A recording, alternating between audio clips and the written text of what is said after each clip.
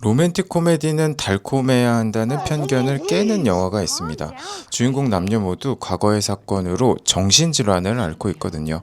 달달함 대신 괴상함으로 무장한, 하지만 그 안에서 기어이 로맨틱한 순간을 만들어내는 작품.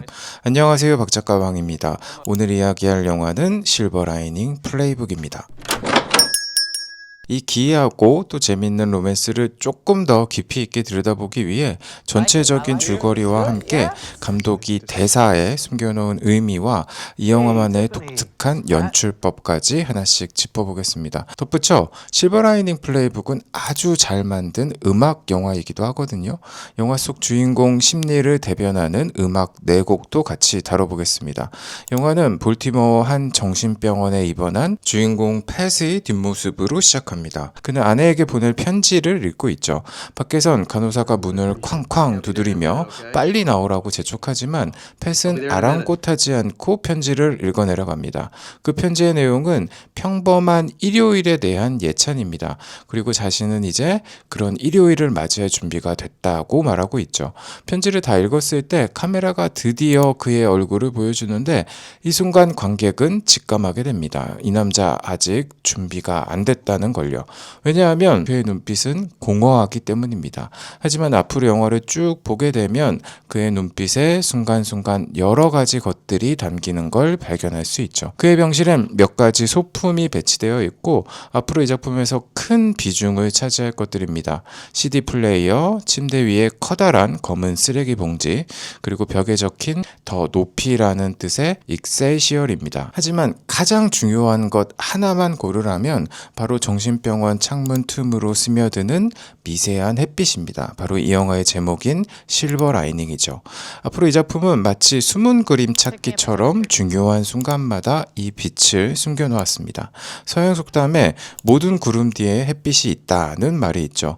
괴로움 뒤에 희망이 있다는 뜻이고 플레이북은 스포츠 경기에서 감독이 사용하는 작전판입니다. 즉 이 영화는 팻이 잃어버린 희망 실버 라이닝을 찾아가는 작전이라 볼 수 있겠죠. 이런 팻에게 병원으로 엄마가 찾아옵니다. 여기도 빛이 보이시죠? 이런 식입니다. 회복 불가능할 것처럼 보이는 팻의 삶에 아주 조금씩 빛이 내리쬐고 희망을 찾아가는 영화죠.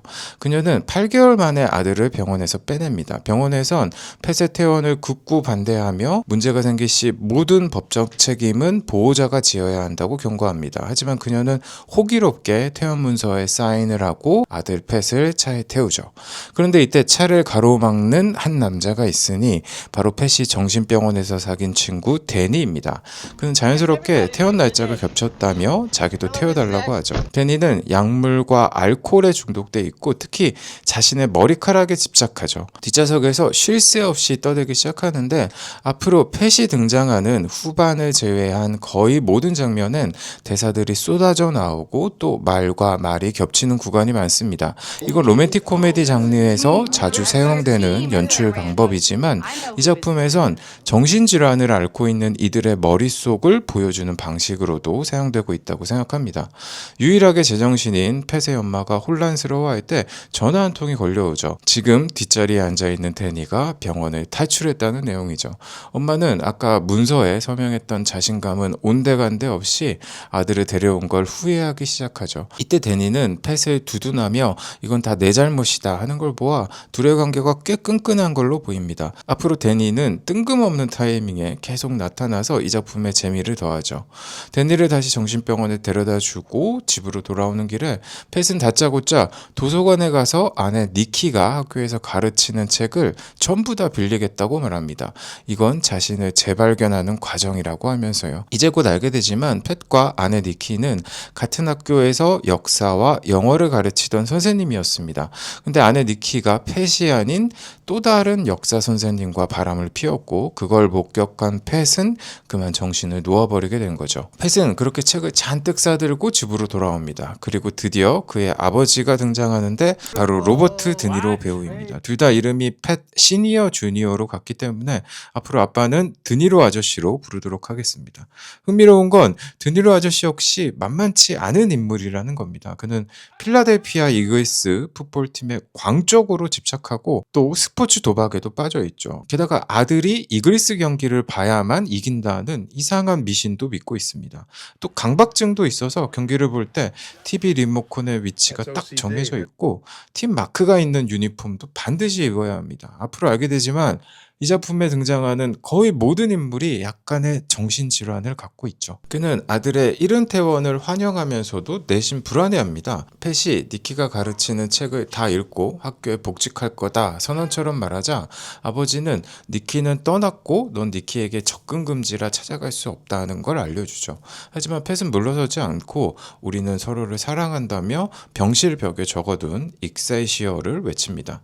지금은 다 날 의심하고 있지만 인생의 먹구름을 걷어내고 반드시 실버 라이닝을 발견하겠다고 말이죠. 이어 그는 정말로 밤을 새워가며 책을 읽기 시작합니다. 가족 모두가 잠든 새벽에도 아내 니키의 수업 교재인 해밍웨이의 무기여 자릿거라를 손에서 놓지 않죠. 팻이 앓고 있는 병명이 양극성 장애, 흔히 조울증이라고 부르는 질환입니다. 이 병의 특징 중 하나가 망상적 사고와 집착, 수면 욕구 감소거든요. 그러니까 영화는 지금 팻이 낫지 않았다는 걸 처음부터 보여주고 시작하는 거죠. 그리고 새벽 4시 책을 끝까지 읽은 팻은 갑자기 욕을 내뱉으며 책을 창문 밖으로 던져버리죠. 유리창이 와장창 깨집니다. 그가 분노한 이유는 소설의 결말 때문입니다. 팻은 자신의 의지로 먹구름을 걷어내고 니키와 다시 만나 해피엔딩을 맞이할 수 있다고 믿고 있는데 이 소설은 그렇지 않죠. 전쟁으로 헤어졌던 커플이 겨우 다시 만났는데 여주인공이 아기를 낳다가 죽습니다. 새벽 4시에 창문을 깨고 부모님 침실로 가서 소리를 지르는 모습은 그가 앞으로 갈 길이 멀다는 걸 알려줍니다. 그리고 그의 마음처럼 산산조각난 이 유리창은 언젠가 고쳐야겠죠. 우리는 그 타이밍이 언제인지 지켜보면 되겠죠. 다음날 그는 오프닝에서 봤던 검정 쓰레기 봉투를 뒤집어 쓰고 러닝할 준비를 합니다. 근데 이때 엄마가 등장해서 그를 강제로 정신과 상담에 끌고 가죠. 병원에 들어서면 간호사의 입꼬리가 살짝 올라가며 팻의 눈치를 살피는 게 보입니다. 뭔가 일어날 것 같죠. 이내 병원에 음악 한 곡이 흘러나옵니다. 바로 이 작품의 첫 번째 주요곡 스티비 원더의 My Sherry Amour입니다. 이를 들은 팻은 음악을 꺼달라 간호사에게 부탁하지만 그녀는 내 마음대로 할 수 있는 게 아니다 라고 대답하죠. 이어 팻은 서서히 감정을 주체하지 못하다가 급기야 스피커가 어디 있냐며 병원 안 기물을 부수는 폭력적인 성향을 드러내죠. 팻이 왜 이런 증상을 보이는지는 그가 의사와 마주 앉는 다음 씬을 보면 알 수 있습니다. 이 곡은 그에게 트리거입니다. 원래 팻의 결혼식에서 사용한 곡이지만 아내가 역사 선생님과 바람을 피울 때 틀어뒀던 곡이기도 하죠. 영화는 잠깐 플래시백으로 아내의 외도 현장을 발견한 팻의 시점을 보여줍니다. 팻이 집으로 들어가면 남녀 옷가지가 거실부터 욕실 앞까지 널려 있고 CD 플레이어에선 마이 쉐리 아모르가 흐르죠. 그리고 팻이 욕실로 들어가 샤워 커튼을 딱 열어젖히면 아내 니키와 역사쌤이 벗은 몸으로 같이 있는 모습을 보게 되죠. 게다가 이 순간 역사쌤은 뭐 사과나 변명이 아니라 자네 좀 나가주시겠나 라고 말했고 여기서 팻은 이성을 잃고 그를 무자비로 폭행했죠. 이 사정까지 듣고 나면 관객 입장에서도 팻을 어느 정도는 이해하게 됩니다. 이런 순간에 완벽하게 이성적으로 행동할 수 있는 사람이 얼마나 되겠어요. 다만 팻은 이때 심한 폭력을 썼고 이 일로 법원으로부터 아내에게 접근 금지 명령을 받게 되죠. 근데 이때 팻이 재밌는 말을 덧붙이는데 이 폭력성은 아버지에게 물려받은 게 아니라며 아버지와 선을 긋습니다. 왜냐하면 드니로 아저씨 역시 풋볼 경기장에서 상대팀 관중을 폭행해서 경기장에 출입금지 명령을 받은 상태거든요. 어떻게 보면 둘은 비슷한 사람인 거죠. 근데 팻은 난 아버지와 다르고 이건 우발적인 사건일 뿐이다 라고 말하고 있죠. 또 하나 주목할 건 팻이 이전에 이미 아내 니키와 역사 선생님의 관계를 의심하고 있었다는 겁니다. 그래서 이 둘이 학교 공금을 횡령하고 있다고 경찰에 신고했지만 그게 사실이 아니었죠. 이때부터 그에게 망상증과 심한 감정 기복이 생겼고 바로 샤워 장면을 목격하는 순간 폭발한 감정이 지금까지 질환으로 남아있는 상황입니다. 집으로 돌아온 팻은 쓰레기 봉투를 다시 뒤집어 쓰고 어디론가 달리기를 하는데 바로 니키가 일하는 학교입니다. 행보가 아슬아슬하죠. 다행히 일요일이라 교장 선생님만 만나게 되는데 그녀가 겨우 펫을 설득해서 돌려보냅니다. 또 다른 곳은 친구 로니의 집입니다. 사실 이곳도 니키와 관련이 있는데 로니의 아내가 니키의 친구이기 때문이죠. 그러니까 친구 아내를 통해 니키를 다시 만나겠다는 계획입니다. 보시다시피 지금 펫의 머릿속은 니키로 가득 차 있습니다. 펫이 의도한 대로 친구 집에서 저녁 식사 약속을 잡습니다. 여기서부터 영화는 본격적으로 재밌어집니다. 왜냐하면 그 자리에 니키 대신 바로 우리의 주인공이자 이 구역의 미친 엑스인 티파니가 등장하기 때문이죠. 펫은 이 식사 자리에서 자신과 아버지가 응원하는 풋볼팀 저지를 입고 갑니다. 당연히 식사 자리에 어울리지 않는 차림이지만 펫 나름의 이유가 있습니다. 이 유니폼의 주인공이 신인왕이기 때문이죠. 드숀 잭슨은 실제 필라델피아에서 뛰었던 선수고 감정 기복이 심한 걸로도 유명했죠. 아무튼 그는 니키에게 자신은 이제 새로워졌다, 신인의 마음으로 돌아갔다는 걸 보여주기 위해 이 옷을 입었지만 친구의 아내 베로니카는 보자마자 너 옷이 식사 자리에 어울리지 않는다며 펫에 기를 죽이죠. 베로니카 캐릭터도 재밌는데 그녀는 이 집의 모든 걸 통제하려는 욕구가 있습니다. 이미 첫 등장 때부터 카메라는 베로니카가 남편 로니를 위에서 조정하는 듯한 앵글로 잡았고 그래서 로니는 꼭두각시 인형처럼 보이죠. 실제로 그는 펫과 나누는 대화를 하나하나 아내에게 보고하고 있죠. 로니는 펫에게 이번에 새롭게 꾸민 방이 있다며 자신의 부를 자랑하다가 갑자기 사실 자기는 질식해 죽기 직전이라면서 마치 에일리언이 달라붙은 것처럼 자기 얼굴을 손으로 압박하죠. 근데 이때도 보면 가족 사진이 뒤에 있죠. 사실상 이 장면과 이 장면은 같은 의미를 갖고 있습니다. 그러니까 영화 속 등장인물들 모두 약간씩의 강박이나 불안 같은 정신적인 문제를 안고 있는 겁니다. 팬만 이상한 게 아니란 거죠. 그리고 바로 이 점이 관객에 위안을 주고 또 마음을 열게 하죠. 저도 그렇고 어느 정도 불안과 강박 같은 걸 안고 살고 있으니까요. 이때 초인종이 울리고 로니는 처제인 티파니를 불렀다고 말합니다. 펫이 경찰 톰이랑 결혼한 티파니라고 묻자 로니는 근데 그 토미가 죽었어 라고 알려주죠. 이때부터 펫은 조울증 증상 중 하나인 집착을 보이며 토미의 죽음에 꽂힙니다. 그리고 티파니가 방 안으로 들어옵니다. 카메라는 티파니가 걸어오는 속도에 맞춰 마치 빨려 들어가듯 펫에게 다가가죠. 지금 이 움직임은 기억해 두시면 좋은데 이 영화의 메인 카메라 워킹입니다. 이 움직임으로 영화 중반까지 티파니가 펫에게 가는 걸 표현하지만 후반에 가면 펫이 티파니에게 다가가는 순간을 지금 이 카메라 워킹으로 표현하죠. 이 순간이 아주 로맨틱합니다. 이제 둘은 잠시 서로를 바라보는데 펫의 눈빛을 보면 우리가 오프닝에서 봤던 그 공허함은 사라지고 생기가 돌죠. 그리고 자신도 모르게 당신 예쁘네요 라고 말합니다. 티파니가 고맙다고 대답하자 펫은 곧바로 나 당신 꼬시려는 게 아니고 아내에게 할 말을 연습한 거다 라는 말도 안 되는 변명을 하죠. 그러면서도 그의 시선은 티파니의 가슴과 십자가 목걸이 또 손에 결혼 반지가 있는지 확인하죠. 그의 본능과 말이 따로 놀고 있죠. 그리고 이어서 남편이 어쩌다 죽었어요 라며 선을 넘는 질문을 하고 맙니다. 지금 이 상황을 포함해서 앞으로 영화 속 펫이 하는 모든 말과 행동은 두 가지 의미를 갖게 됩니다. 서브 텍스트를 가진다는 거죠. 지금 펫은 티파니에게 호감을 느껴서 예쁘다고 말해놓고 이 말은 니키한테 하려고 연습한 거야 라고 했던 것처럼 말이죠. 영화 내내 펫은 이 혼란스러운 두 가지 트랙 위를 걷게 되지만 어느 순간에 가면 딱 하나의 길을 선택하게 됩니다. 이제 테이블에 넷이 둘러앉아 있는데 마치 부부 모임 같죠. 원래 니키 자리에 티파니가 있기 때문입니다. 여기서 펫은 여러 역사 중 굳이 OK 어원에 대해 이야기합니다.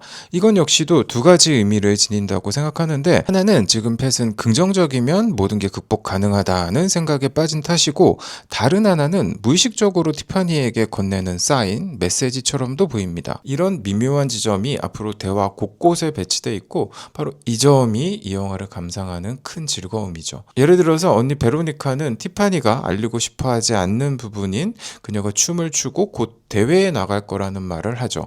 이때 티파니는 언니 그걸 왜 말해? 하며 기분 나빠합니다. 근데 이 말을 들은 팻은 티파니를 바라보면서 내 아내는 춤을 좋아해요 라고 말합니다. 그리고 곧바로 니키는 춤을 좋아해요 라고 말을 수정하죠. 이런 식입니다. 재미있는 건 팻과 티파니가 서로 통하는 지점인데 바로 정신과 약입니다. 그거 먹으면 몽롱해서 날짜도 기억 못하잖아 하면서 둘만의 대화를 이어나가죠. 근데 친구 부부가 보기엔 완전 딴 세상 이야기고 이 식사 자리와도 맞지 않아 보이는 거죠. 분위기를 파악한 티파니는 갑자기 피곤하니 집에 가겠다며 일어나죠. 그러니까 이 캐릭터도 충동적인 면이 있는 거죠.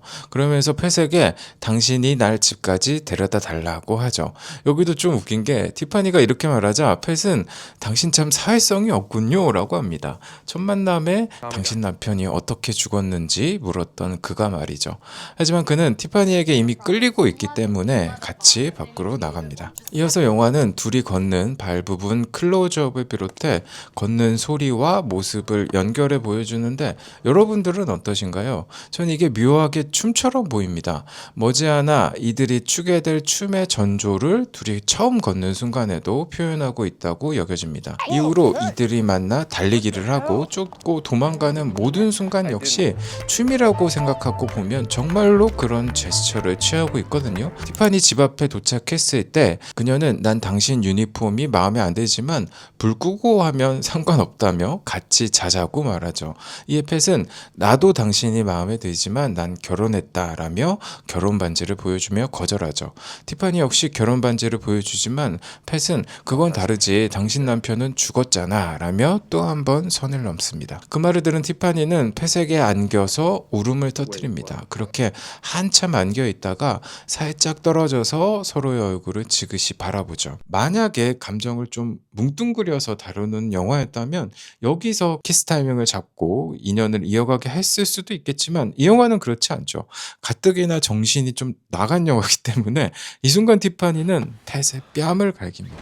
근데 아마도 티파니가 같이 자자고 했을 때 거절한 남자는 팻이 처음이 아니었을까 싶습니다. 또 남들이 모두 남편 죽은 걸 쉬쉬할 때 이 미친 남자는 그걸 꺼리낌 없이 말해서 현실을 자각시켜주죠. 또 어떤 의미에서 지금 팻은 티파니에게 난 당신을 하룻밤 잠자리 상대로 생각하지 않는다는 메시지를 전한 걸 수도 있죠. 집으로 돌아온 팻은 갑자기 자신의 결혼식 비디오 테이프를 찾기 시작합니다.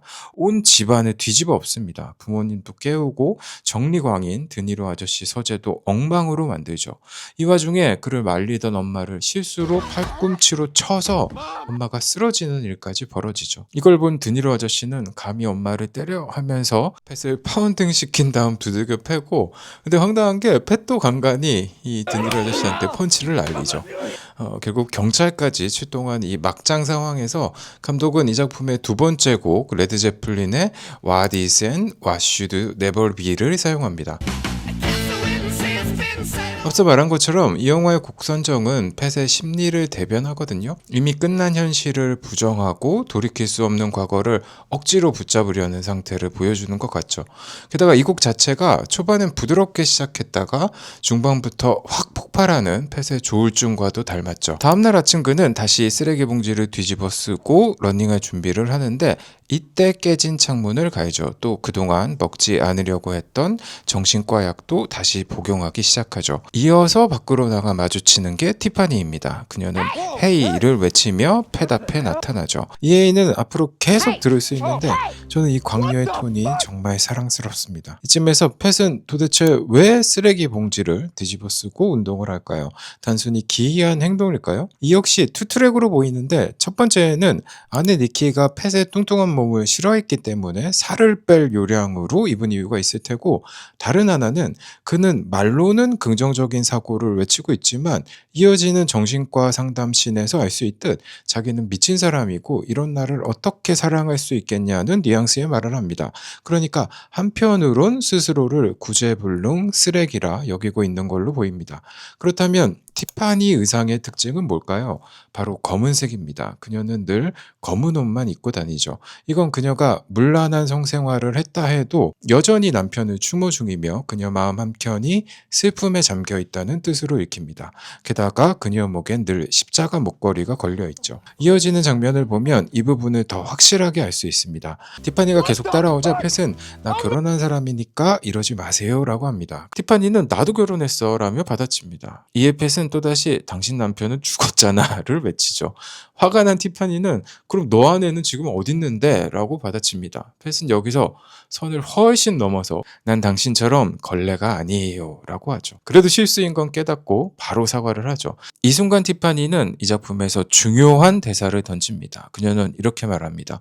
그래 너 말대로 난 옛날에는 문란했지만 지금은 아니다. 그리고 난 과거에 그런 나조차도 사랑하고 용서할 수 있다. 근데 넌 너 자신을 사랑할 수 있어? 나처럼 스스로를 용서할 수 있어? 라고 묻죠. 이에 대해 팻은 아무 대답을 하지 못합니다. 어쩌면 앞으로 이어질 팻의 모든 행보는 이 질문에 답을 찾아가는 여정처럼도 느껴집니다. 이제 그는 다시 정신과 상담 선생님을 만나서 어제 있었던 웨딩 비디오 사건과 티파니에 대한 얘기를 나누죠.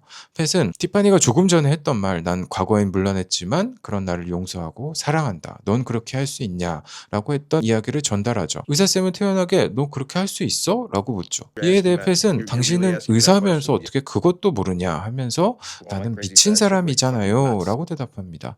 그러니까 그는 이런 자신을 어떻게 사랑하고 용서할 수 있겠냐고 돌려서 대답한 거죠. 의사쌤은 팻에게 너가 말하는 그 실버 라이닝을 찾고 싶으면 앞으로 제대로 된 전략을 세우라고 합니다. 바로 이 영화의 제목인 실버 라이닝 플레이북이죠. 딱 팻의 눈높이에 맞게 답을 해주고 있는 거죠.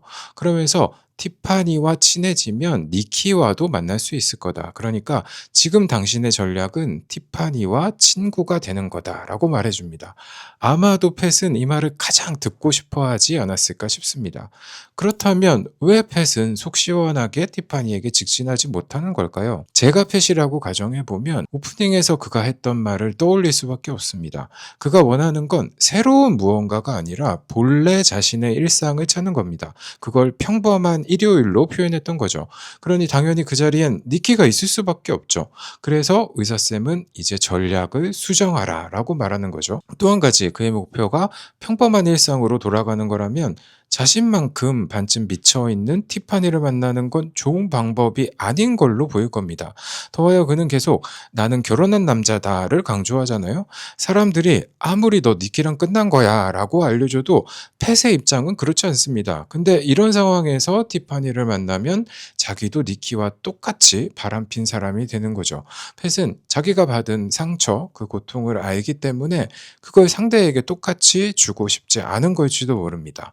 이렇게 상담을 통해 부담감을 덜어낸 팻 앞에 또다시 티파니가 헤이 하며 나타나죠. 그리고 이번엔 팻이 먼저 저녁을 같이 먹자고 제안하죠. 이에 티파니는 오늘 밤 7시 반이란 말을 남기고 휙 사라집니다. 이때 표정도 정말 사랑스럽죠. 그리고 이 말을 하는 티파니 뒤로 우리는 실버 라이닝을 발견할 수 있죠. 제니퍼 로렌스가 이 작품을 찍었을 당시 나이가 21살밖에 되지 않았습니다. 물론 이미 헝거게임이나 윈터스본, 엑스맨 같은 작품으로 연기력과 대중적 인지도를 얻은 상태였지만 남편과 사별한 캐릭터를 연기할 만큼의 연륜이 있던 배우는 아니었거든요. 그래서 이 캐스팅이 모험이기도 했는데 그녀가 훌륭하게 해냈고 결국 이 작품으로 아카데미에서 여우주연상을 받게 되죠. 둘은 공식적인 첫 데이트를 합니다. 근데 이날이 또 하필 할로윈데이입니다. 할로윈은 평범한 사람들이 뭐 괴물, 마녀, 유령 같은 분장을 하고 미친 척을 하는 날이지만 이들은 이미 미쳐있기 때문에 분장을 할 필요가 없죠. 그래서 또 팻은 운동복, 티파니는 검은 옷을 입고 등장하죠. 근데 막상 만나고 나니까 이건 누가 봐도 연인끼리 하는 데이트잖아요. 그래서 팻은 부담감이 올라오기 시작합니다. 그래서 최대한 데이트처럼 보이지 않을 음식인 시리얼을 주문하죠. 근데 이미 그는 무의식 중에 식당에 들어올 때 뭐 문을 열어주고 잡아주고 데이트에서 할 법한 행동을 했거든요. 이어서 티파니가 너 왜 시리얼 시켰어? 라고 물으니까 팻은 또 솔직하게 너무 데이트 같아 보일까 봐 시켰어 라고 하죠. 그래서 티파니가 너가 시리얼을 먹어도 먹어도 데이트는 데이트야 라고 얘기합니다. 이제 이 둘은 시리얼을 나눠 먹으면서 뭐 서로 눈이 마주치기도 하고 또 피하기도 하고 잠시 동안의 정적이 흐르는데 이 순간 서로를 살피는 두 배우의 연기가 정말 좋습니다. 할로윈데이에 시리얼을 나눠 먹는 사랑스러운 괴물들처럼 보이죠. 여기서 티파니는 자신이 아내 니키에게 편지를 전달해 줄 수 있다고 하죠.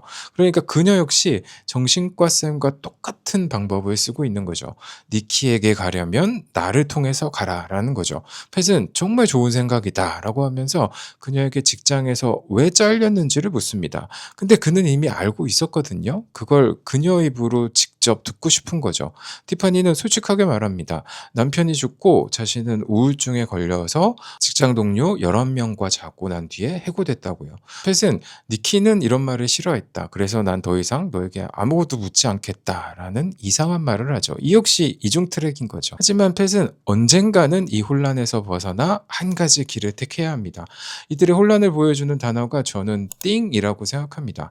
초반부터 영화는 설명할 수 없는 감정과 꺼려지는 사건을 띵으로 얘기해왔거든요. 지금 대화에서도 계속 사용하고 있죠. 마찬가지로 후반에 가면 이 모호한 표현 대신 분명한 감정이 담긴 단어를 사용하게 되죠. 이 시나리오가 잘 썼다고 여겨지는 미묘한 지점 하나만 더 이야기하면 티파니가 지금 몰래 편지를 전해주겠다고 했잖아요. 근데 팻은 그 편지를 전해줄 때 베로니카가 화장실에 갔을 타이밍에 몰래 니키에게 전해주면 어때요? 라고 합니다. 근데 화장실은 니키가 바람을 피운 장소죠. 어쩌면 그는 무의식적으로 자기 트라우마가 있던 장소를 새로운 기억으로 덮어서 극복하려 하는 걸로도 보입니다. 하지만 이 좋은 분위기는 오래가지 못합니다. 어느 정도 공감대가 형성됐다고 느낀 티파니는 우린 서로 비슷해요 라고 말하자 팻은 정색하면서 내가 당신이랑 비슷하다고요? 설마 니키한테 그렇게 말한 건 아니죠? 라며 선을 긋죠. 이 말을 듣고 화가 난 티파니는 그래 내가 너보다 더 미쳤다 라면서 테이블 위 음식을 얻고 밖으로 나가면서 본격적인 이들만의 할로윈데이가 시작됩니다. 팻은 따라 나가지만 그녀는 난 너한테 솔직하게 마음을 터놨는데 넌 나를 평가했다 라면서 쌍욕을 퍼붓죠. 또 주위 사람들한테 그가 날 괴롭힌다며 소리를 지릅니다. 이어 사람들이 몰려와서 팻을 비난합니다. 특히나 이날이 할로윈데이니까 다들 특이한 복장과 분장을 하고 있고 팻에게 이 상황은 공포로 다가왔겠죠. 이 순간 그의 귀엔 아내가 바람을 피울 때 들었던 곡이 환청으로 들리기 시작합니다. 그는 패닉 상태에 빠지죠. 감독은 관광 렌즈를 사용해서 팻의 공황 상태를 관객에게 전달합니다. 티파니가 팻을 딱 보니까 아예 이상하다. 지금 환청을 듣고 있구나 라는 걸 알아채죠. 아마도 자신도 그런 경험을 해봤기 때문이 아닐까 싶어요. 그래서 처음엔 안쓰럽게 바라보다가 그에게 다가가서 언제까지 그 노래에 붙잡혀서 살 거냐 하면서 이건 환청이고 진짜가 아니다 라고 말해주죠. 이어 심호흡을 시킵니다. 그는 이렇게 티파니의 도움으로 공황 상태에서 빠져나오죠. 이제 둘은 다시 집으로 돌아갑니다. 팻은 아까 식당에서 한 말에 대해 사과하고 티파니는 그 사과를 받아줍니다. 그리고 원래대로 니키에게 편지를 전해줄 테니 가져오라고 하죠. 다음날이 되면 강박증이 있는 이 드니로 아저씨는 수백 장의 편지 봉투 중 하나가 없어진 걸 알아챕니다. 이때 팻이 나타나서 그 편지지는 내가 가지고 왔고 난 지금 정말 행복하다고 하죠. 이도 당연히 투트랙인데 그는 니키에게 편지를 전달할 수 있어서 행복한 걸 수도 있지만 티파니를 만날 생각에 행복한 걸 수도 있죠. 우리가 보기엔 당연히 후자지만 팻은 아직 헷갈리는 중입니다. 그리고 티파니 집에 찾아가 자신 있게 문을 쾅쾅 두드립니다. 근데 이때 또 다른 남자가 문 앞에 다가와 티파니를 찾죠.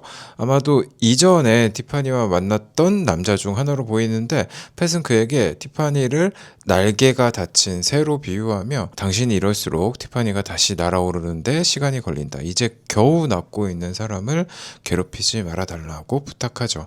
이 말을 집안에서 모두 들은 티파니는 감동을 받고 조금 더 마음을 열어서 니키에게 편지를 전달해주는 대신 댄스 대회에 같이 나가달라고 요청하죠. 팻은 이 순간엔 거절하지만 이 역시 니키에게 가는 길이라 생각하고 받아들입니다. 이 작품은 한편으론 전형적인 미국의 가족 드라마로도 보이는데 집으로 돌아간 팻이 만나는 건 부모님과 친형, 친구 로니, 또다시 정신병원을 탈출한 데니입니다. 친형은 등장하자마자 팻과 자신을 비교하죠. 넌 정신병원 정신병원에 갔지만 난 로펌에 다니고 있고 넌 아내를 잃었지만 난 곧 약혼 예정이다. 이런 식으로요. 근데 사실 이런 상황이면은 누가 컴플렉스가 있는 거겠어요? 팻이 아니라 그의 형이겠죠. 팻은 이 상황에서 오히려 난 형을 사랑하는 마음밖에 없어 라면서 그를 안아주죠. 또 데니는 드니로 아저씨 옆에서 양손에 리모컨을 들고 있습니다. 이건 드니로 아저씨가 새롭게 생각해낸 승리를 위한 의식입니다. 이런 점인데 그가 말하는 징크스라는 게 사실 상황에 따라 충분히 바뀔 수 있다는 거죠. 그리고 이때 경찰이 들이닥치며 정신병원에서 탈출한 데니를 다시 잡아갑니다. 하지만 앞으로도 작품이 조금 느슨해질 때쯤이면 그는 계속 나타나 웃음을 주죠. 이제 드디어 제가 이 영화에서 가장 좋아하는 씬이 나옵니다. 바로 팻이 춤 연습을 하러 티파니의 집 별채에 방문하는 순간이죠. 재밌는 건 티파니가 이 별채를 소개하길 남편의 보험금으로 지은 집이다 라고 말하죠. 그러니까 그녀 역시 슬픔을 딛고 새로운 삶에 도전하고 있는 거죠. 이런 티파니에게 팻은 대뜸 편지 언제 전달해 줄 거예요? 묻습니다. 아마도 이 공간에 티파니와 단둘이 있으니까 또 부담감이 밀려온 거겠죠. 티파니가 오늘 밤에 줄 건데 라며 그를 마치 학생 다루듯 어르죠. 그리고 여기입니다. 둘은 방 양 끝에 선 다음 티파니가 팻에게 방을 가로질러서 자신에게 걸어와 보라고 합니다. 팻은 막상 그렇게 하려니까 아무리 니키를 만나기 위해서란 방어 기제가 있어도 쉽지 않겠죠. 그래서 못하겠다고 합니다. 그러자 티파니는 그럼 내가 니키라고 생각하고 걸어와 봐 라고 합니다. 그리고 팻은 그녀를 향해 천천히 걸음을 떼죠. 지금 이 카메라 무빙은 둘이 처음 만났을 때 티파니가 팻을 향해 걸어갔던 바로 그 움직임입니다. 이 카메라 무빙이 중요한 게 관계란 건 서로 거리를 좁혀가며 둘만의 온전한 형태를 만들어가는 거잖아요. 이전까진 티파니가 홀로 애쓰며 팻에게 다가갔다면 지금 팻이 내딛는 이 걸음으로 그가 자신의 몫에 거리를 좁히기 시작했다는 뜻이고 그걸 영화라는 매체에 맞게 시각적으로 보여주고 있는 거죠. 팻의 얼굴이 티파니의 얼굴에 닿을 만큼 가까워졌을 때 그는 고개를 들죠. 그리고 거기엔 니키가 아니라 티파니가 있죠. 이어 티파니는 너가 지금 느낀 게 감정이라는 거야 라면서 이 고장난 남자의 마음을 다시 뛰게 하죠.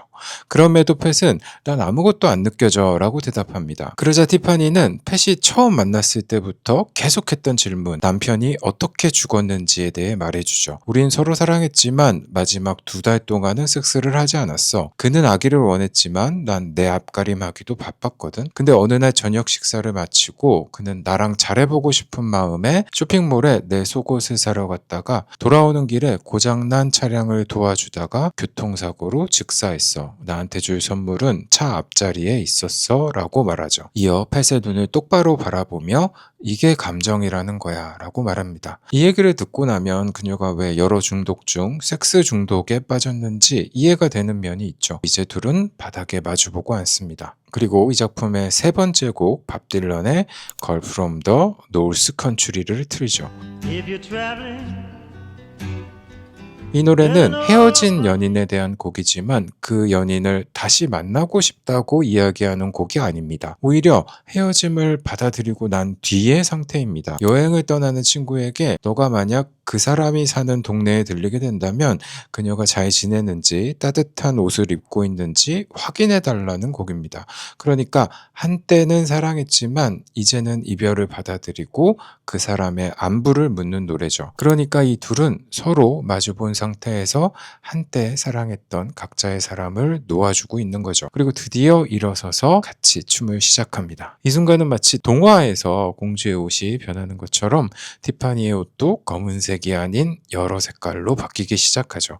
이 씬은 볼 때마다 마음이 정화되는 게 있습니다. 이렇게 둘은 춤을 통해 서서히 가까워집니다. 그러던 어느 날 팻은 춤 연습을 하러 티파니를 또 찾아가는데 그의 손엔 책과 풋볼 신문이 들려있죠. 이걸 본 티파니는 연습 시간엔 책과 풋볼은 안 된다며 문 밖으로 집어 던져버립니다. 그럴 만도 한 게 앞에서 보았다시피 팻에게 책은 니키에게 돌아가기 위한 수단 중 하나잖아요. 그리고 풋볼은 그의 폭력성과도 어느 정도 관련이 있죠. 티파니는 내가 저 책 파리대왕의 줄거리를 말해주겠다 라면서 아이들끼리 살육하는 끔찍하고 희망 따위는 없다는 내용이다 라며 한 줄 요약을 해버리죠. 그러자 팻은 이렇게 대답합니다. 난 그래도 읽을래요 라고요. 이건 펫이 변했다는 뜻입니다. 이전의 펫이라면 비극적인 소설은 자기 손으로 던져버렸겠죠. 하지만 이젠 그런 슬픔 혹은 비극도 삶의 한 부분으로 받아들이겠다는 거죠. 이런 태도는 자기 삶에도 적용되겠죠. 그래서 이 작품에서 대사 한 줄만 고르라면 저는 지금 펫의 대사 그래도 읽을래요를 꼽고 싶습니다. 이건 우리가 삶에서 희노애락을 겪는 이유, 또 영화나 문학, 음악 같은 예술을 접하는 이유와도 이어지죠. 그것이 희극이건 비극이건 체험하면서 깨닫는 게 있으니까요. 또 이 대사는 영화 초반에 티파니가 당신도 나처럼 과거를 용서하고 사랑할 수 있냐는 물음에 대한 대답처럼도 들립니다.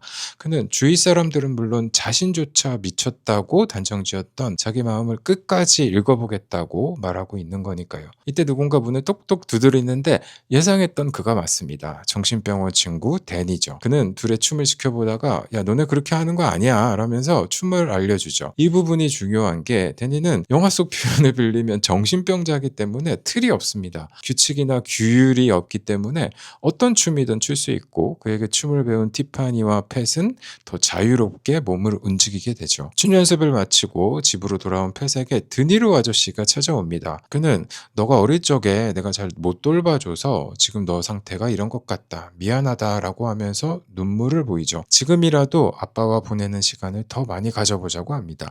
이것도 투트랙입니다. 드니로 아저씨가 정말로 그 과거를 후회하는 것도 맞아 보이지만 한편으론 아들이 경기를 봐야 자기가 응원하는 팀이 이긴다는 미신을 믿고 있잖아요.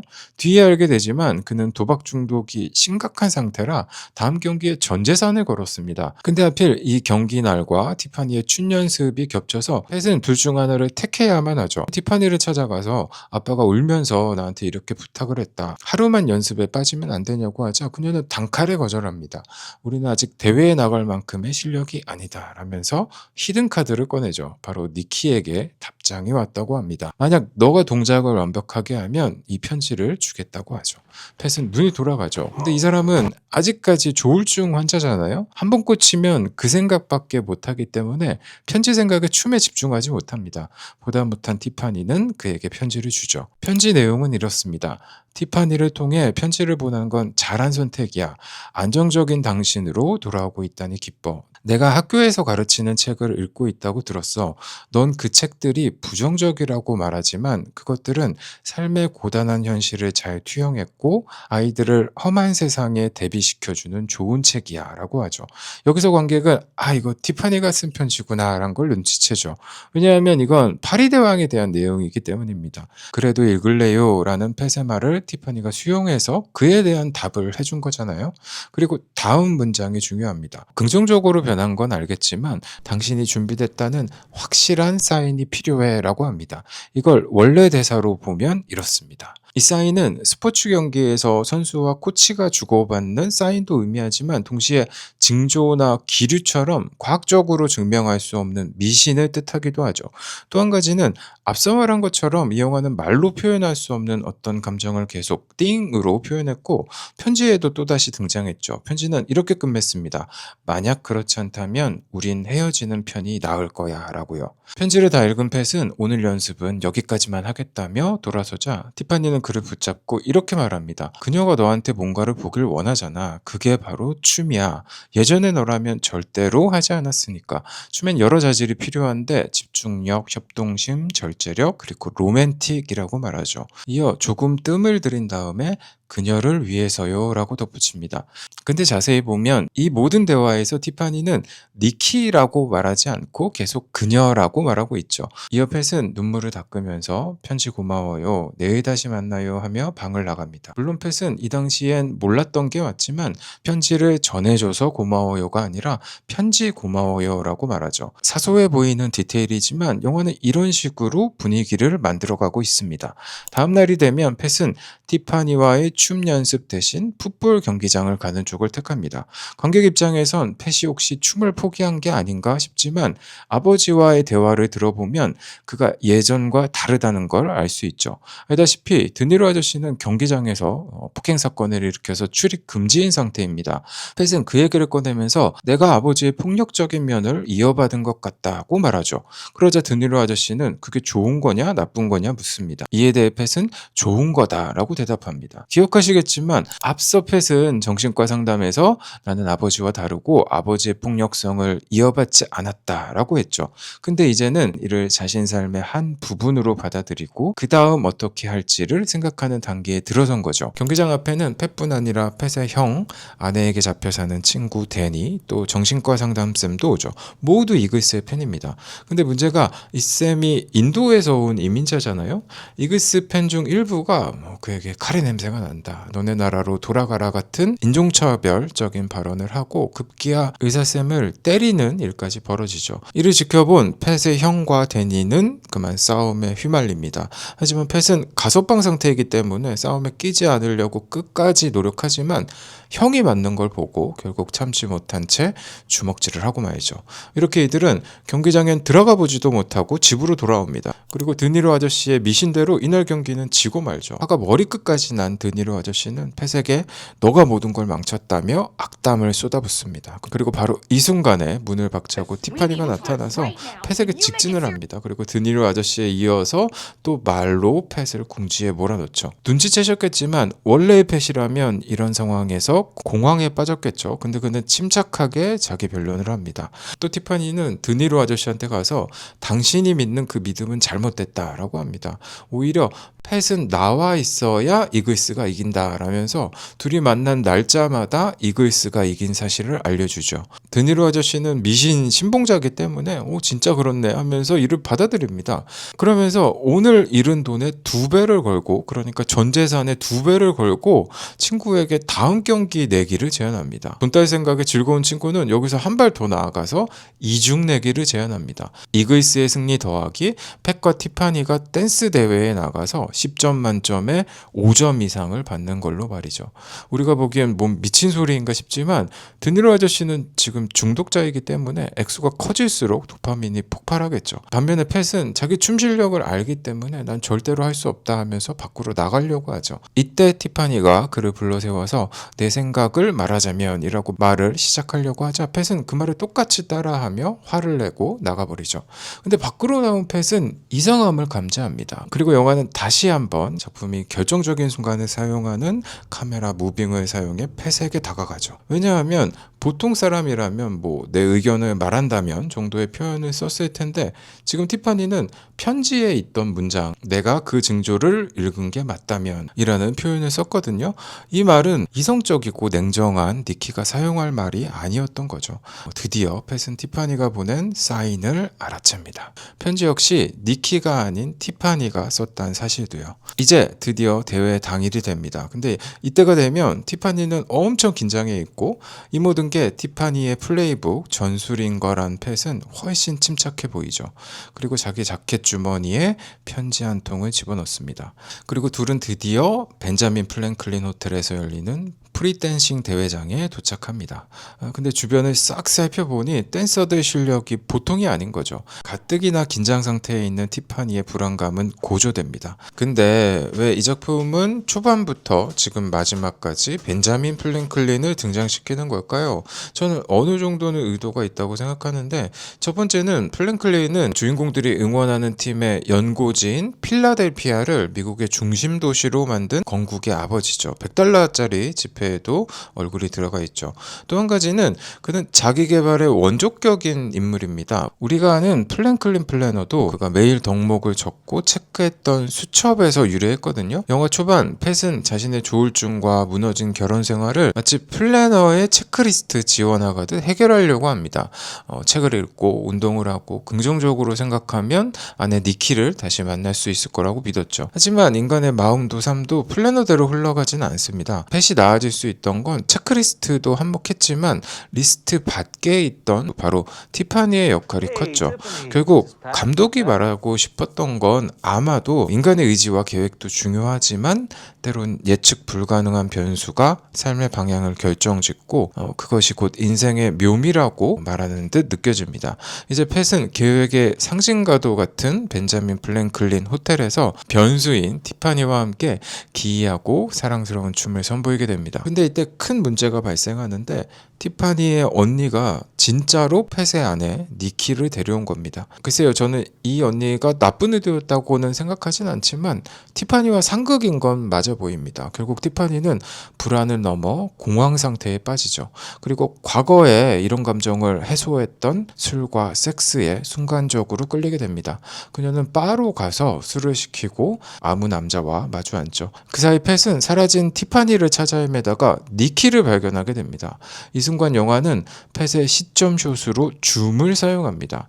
지금까지 쭉 이야기를 들은 분들은 아시겠지만 이 영화는 사랑하는 사람에게 다가갈 때 줌이 아닌 카메라가 직접 움직이는 트랙인을 사용했죠. 그래서 지금 펫이 니키를 바라보는 이 감정이 사랑은 아니겠구나라는 걸 짐작할 수 있습니다. 펫과 티파니가 엇갈린 사이 첫 번째 참가팀의 춤이 끝납니다. 그들은 프로였음에도 불구하고 7.3이란 낮은 점수를 받죠.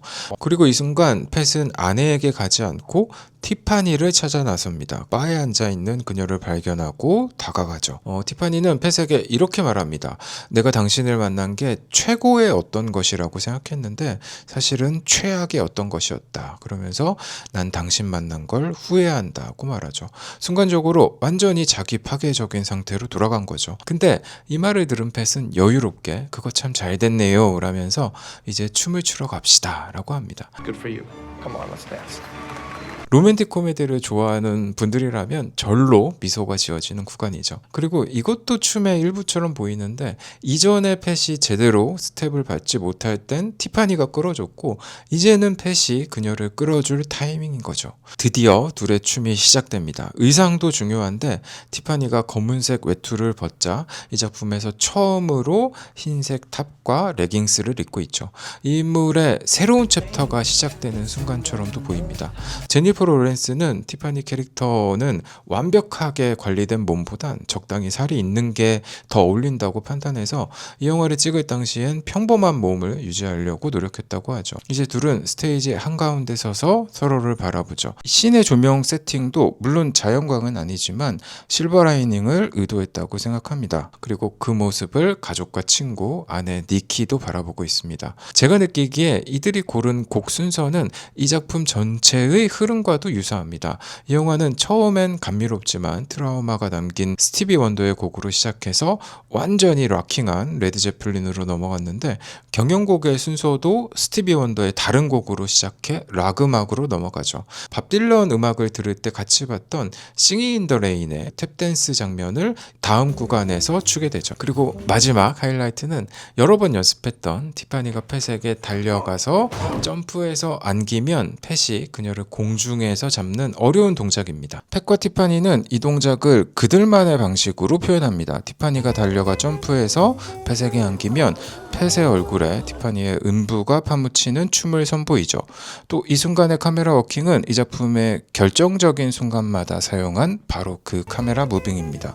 그러니까 지금이 하이라이트라는 뜻이겠죠. 관객은 물론 심사위원들 역시 충격에 빠지지만 오직 펫의 엄마 돌로레스만이 뿌듯하게 이 순간을 지켜봅니다. 아마 영화를 보는 관객의 표정도 엄마와 비슷하지 않을까 싶습니다. 이렇게 둘의 춤은 끝납니다. 이제 그들은 5.23을 받아야만 아버지가 전 재산의 2배를 베팅한 돈을 딸 수 있죠. 심사위원 넷이 한 명씩 점수판을 들기 시작하는데 처음엔 4.9점, 다음은 4.8이란 점수가 나옵니다. 관객 중 몇은 웃음을 터뜨리죠. 하지만 펫과 티파니는 진지하게 다음 점수를 기다립니다. 이어서 4.9점이 발표되자 다른 참가자가 펫에게 와서 속상하겠어요 하면서 위로해주죠. 그리고 드디어 마지막 심사위원이 점수판에 드는데 5.4점이 적혀 있죠. 사회자는 이들의 평균 점수는 5.0이라고 발표합니다. 관중석에선 안타까운 탄성이 터지지만 티파니와 펫은 소리를 지르며 서로를 끌어안죠. 그의 가족과 친구들이 나와 축하해줍니다. 그 사이 이글스는 큰 점수차로 승리했죠. 나머지 사람들은 5.0을 받고 왜 저렇게 기뻐하지? 의아하게 쳐다보지만 이들에게 이건 중요치 않죠. 티파니와 펫은 그들과 경쟁한 게 아니라 자신들이 세운 기준에 닿으려 노력했고 있었고 그걸 해낸 거죠. 멋진 순간입니다. 티파니와 끌어안고 기쁨을 나누던 팻은 아내 니키를 바라보고 그녀에게로 걸어갑니다. 안부를 물은 후 난 너가 수업에 사용하는 책도 읽고 상담과 약도 잘 챙기고 있다고 말하죠. 이어서 니키에게 몸을 붙여서 귓속말을 하죠. 이 모습을 지켜본 티파니는 팻은 결국 니키에게 가는구나, 우리는 여기까지구나 생각하고 그 자리를 떠나죠. 근데 영화는 팻이 니키에게 하는 귓속말을 들려주지 않습니다. 여러분들은 지금 팻이 뭐라고 말했을 거라고 생각하시나요? 아마 감독도 영화의 이 부분을 관객 각자가 채우길 바라는 마음으로 이렇게 소리를 들려주지 않게 남겨둔 게 아닐까 싶습니다. 영화는 이제 마지막을 향해 달려갑니다. 근닐 아저씨는 팻에게 티파니가 떠났다는 걸 알려주고 도박사답게 아들아, 이번 사인은 절대 놓치면 안 된다. 평생 후회하기 전에 티파니를 잡아라 라고 마치 코치처럼 알려주죠. 팻은 아빠에게 사랑한다고 말하고 밖으로 달려나갑니다. 티파니는 어느새 코트를 입어서 과거의 검은 티파니로 돌아가 있죠. 팻은 그녀를 붙잡고 편지를 건넵니다. 티파니는 또 니키한테 전해주라고 하는 줄 알고 이제 직접 전해주면 되잖아 하고 소리를 지르죠. 그러자 팻은 날 다시 안 봐도 되니까 한 번만 그냥 읽어달라고 합니다. 어쩔 수 없다듯 티파니가 편지를 읽어나갑니다. 근데 팻은 이 편지를 다 외우고 있어서 옆에서 그녀가 읽는 동안 같이 말로 읊어주죠. 편지는 니키에게로 시작하지 않고 티파니에게로 시작합니다. 그의 고백은 이렇습니다. 니키가 보냈다는 편지가 당신이 쓴 걸 난 알고 있어요. 미친 나를 위해서 미친 짓을 한 거잖아요.